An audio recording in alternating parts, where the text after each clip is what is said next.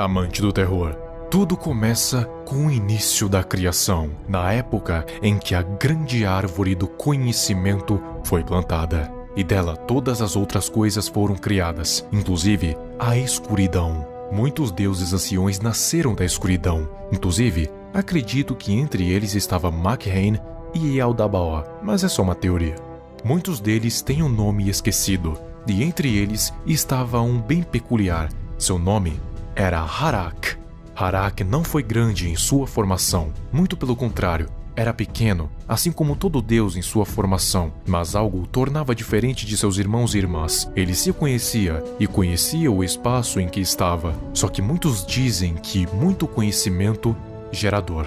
E foi exatamente isso que aconteceu com ele. Por ele conhecer o que era e onde estava, ele concluiu que a própria existência era uma calamidade. Seria bem melhor se ele não existisse. Ou melhor, seria bem melhor se nada existisse. A existência para Harak era dor.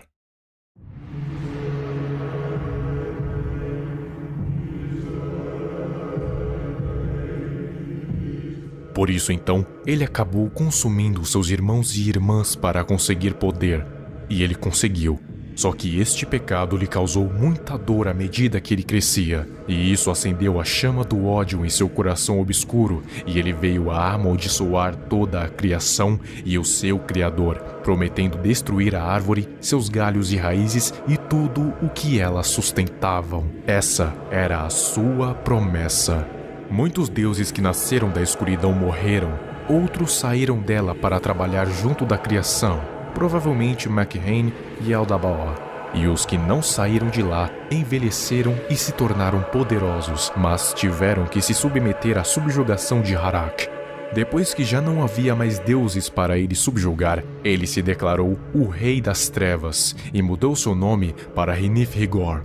E assim criou o seu próprio reino, um reino feito exclusivamente para atormentar a criação e todos que faziam parte dela. Ele queria replicar a sua dor e as almas dos mortos eram desviadas para lá para serem torturadas das piores formas possíveis, sendo impedidos de ter o seu descanso tão merecido.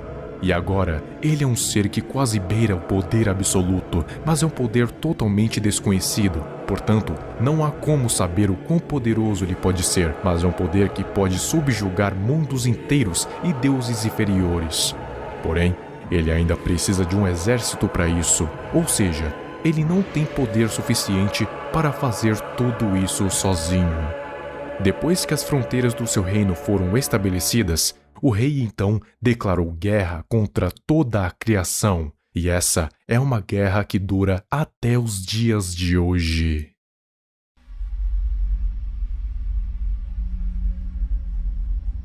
Dos deuses que o Rei Escarlate subjugou, Sana era a mais bela e sábia. Ela foi uma das poucas que não ficou no reino da escuridão por vontade própria, mas não conseguiu fugir de lá por conta das circunstâncias. Ela declarou sua devoção total ao rei com suas palavras, mas não com a sua alma. Com a guerra finalmente declarada, o rei tomou Sana à força e ficou com ela por 7 dias e 7 noites, até que Sana finalmente se tornou quebrada. De seu útero nasceram 7 garotas, e depois disso, Sana veio a falecer. E o rei ficou conhecido como Shormosh-Urdal, o Rei Escarlate. O rei esperava que nascessem 7 filhos com seu sangue para lhe ajudar na guerra, mas em vez disso, nasceram 7 filhas. E o Rei Escarlate viu isso como uma oportunidade de conceber um exército inteiro. Então, o que ele fez? Exato, ele tomou as suas próprias filhas como suas noivas. Isso mesmo, as 7 esposas do Rei Escarlate são, na verdade, as suas filhas. Com elas, o Rei Escarlate concebeu uma legião de monstros, e para que elas não morressem como Sana, ele lhes deu selos: Vaduk, Kifen, Rezhum, Ba, Ner, Husheg e Shokib. Acho que vocês já conhecem bem as esposas do Rei Escarlate. Se não, assista ao meu vídeo sobre quem são os possíveis filhos do rei. Bom, depois disso, o rei conseguiu o que queria. Ele e seus servos destruíram uma boa parte da criação, mas eles não conseguiram acabar com toda a existência em si. Ainda falta muita coisa, chegando na linha do tempo atual. Aqui na Terra, há milênios foi criado o culto chamado Filhos do Rei Escarlate. E adivinha por quem? Claro, pelos malditos Devitas. E mesmo depois que eles foram massacrados, o culto ainda vive nos dias de hoje.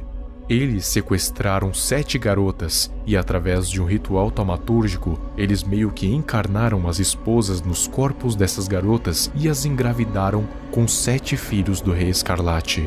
E o objetivo era que elas dessem à luz a monstros que destruiriam os seres dessa terra.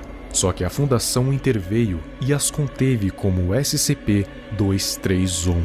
As noivas tiveram a numeração de SCP-231 dígito 1 até 231 dígito 7. E para evitar que elas dessem a luz para suas crianças, Robert Montauk deu a ideia do ritual Undes Montauk. Era um procedimento um tanto horrível.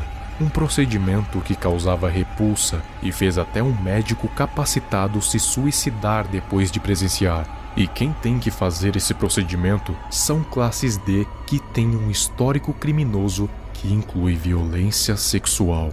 Esse procedimento tem que ser feito com muita cautela e precisão.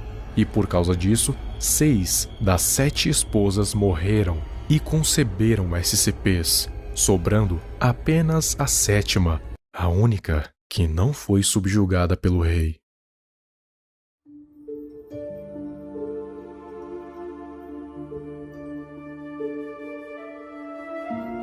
Ela ficou sendo submetida a um Desmontauk durante um longo tempo, mas depois de uma decisão do Conselho O5, eles decidiram que iriam deixar a 7ª criança nascer, pois eles acreditavam que por ser a 7ª esposa, a criança não seria um monstro, e sim um herói. E assim foi.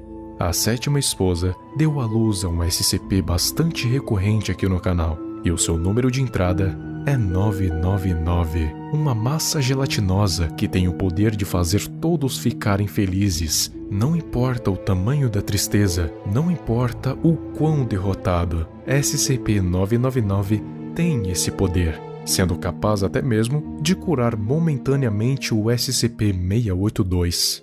Fique sabendo que ele é esperado de ser o trunfo da Fundação contra o Rei Escarlate, isso quando ele atingir a maioridade, mas ele não vai derrotar o rei pela força, porque seus irmãos tentaram isso também, e adivinha só, todos eles morreram. SCP-999 vai curar a alma do rei, retirar o seu ódio, deixar o ser mais maligno do universo feliz. Na proposta de Tufto do SCP-001, Rei Escarlate não é um Classic Eater, muito menos um Classe Apollyon. Acredite se quiser, ele é um classe safe. Mas por que ele é um classe safe? Porque tentar contê-lo é desnecessário a essa altura, e a resposta para isso é o procedimento Undes Montauk. Muitos sabem que este é um procedimento cruel e horrível, mas o que muitos não sabem é que ele é uma mentira. Sim, uma mentira. Ele nunca aconteceu. Quer dizer, na verdade, ele aconteceu, mas não é tão horrível quanto dizem. O abuso, o médico que deu um fim à sua vida, tudo isso é inventado. Em um arquivo que mostra o que realmente acontece no procedimento, a 7ª noiva entra na cela e deita em uma maca. As enfermeiras deixam ela o mais confortável possível. Um classe D entra na cela, chega do lado da garota e começa a ler uma história para ela dormir. E quando ela cai no sono, o classe D sai da sala. E é isso o tão terrível Undes Montauk.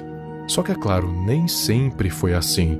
Realmente no início, o procedimento era terrível. Só que depois de eles falharem 6 vezes, eles resolveram fazer algo diferente. Mas por que ainda dizem que o Undes Montauk é tão horrível? Eu vou responder isso com a frase do Dr. Targus. O demônio não precisa ser contido por atos horríveis e repugnantes, Montgomery. O demônio só precisa acreditar que atos horríveis e repulsivos estão sendo cometidos em seu nome. A documentação que criamos, os terríveis rumores sobre o procedimento Undesmontalk, os relatos de suicídio dos médicos que trabalhavam nesse projeto, tudo isso é tudo uma farsa. Tudo para convencer o demônio de que estamos fazendo o pior possível a essa garota. Esses procedimentos, essa campanha de medo, tem permitido a nós a semear o medo nos corações do pessoal da fundação. E esse medo satisfaz o monstro.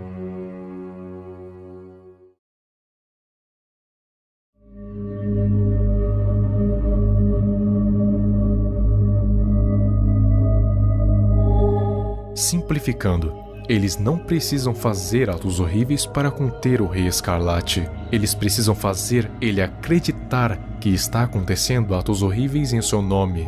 E precisam fazer os funcionários da fundação acreditarem que estão acontecendo atos horríveis, porque isso alimenta o medo, e o medo mantém o Rei Escarlate contido.